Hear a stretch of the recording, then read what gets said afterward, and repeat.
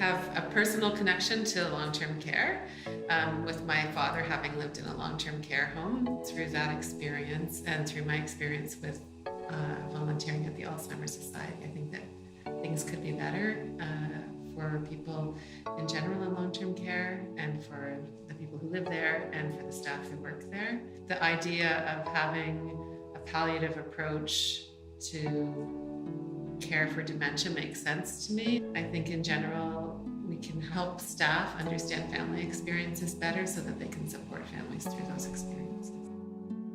I really think this is happening in a lot of healthcare contexts. There's a lot of need to open up a conversation about end of life. There's a lot of social barriers to doing that. And I think in long-term care, the reality that so many people are so close to the end of life when they're admitted, it just compels us to start to open up those conversations.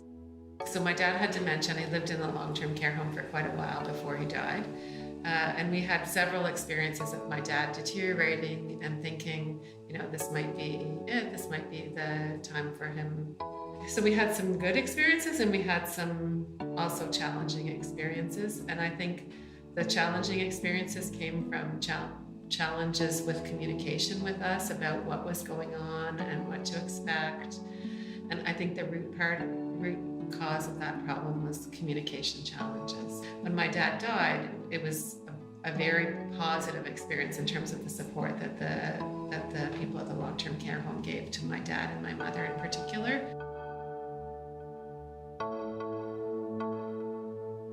SPA-LTC stands for Strengthening a Palliative Approach in Long-Term Care. And what essentially is a goal for a palliative approach is you want to have a seamless transition from when people come into long-term care to their last days of life.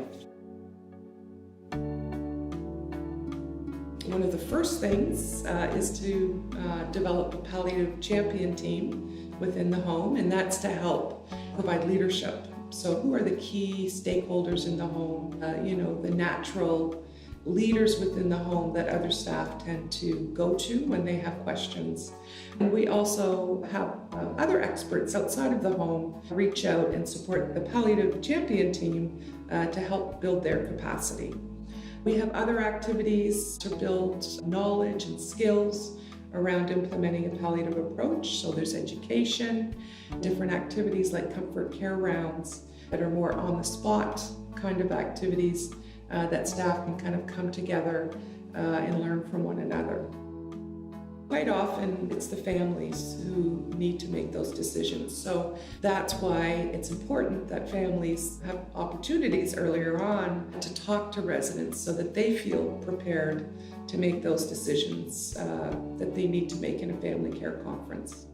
Long-term care homes who are thinking about this know that it's challenging for their staff to talk about death and to prepare people for death.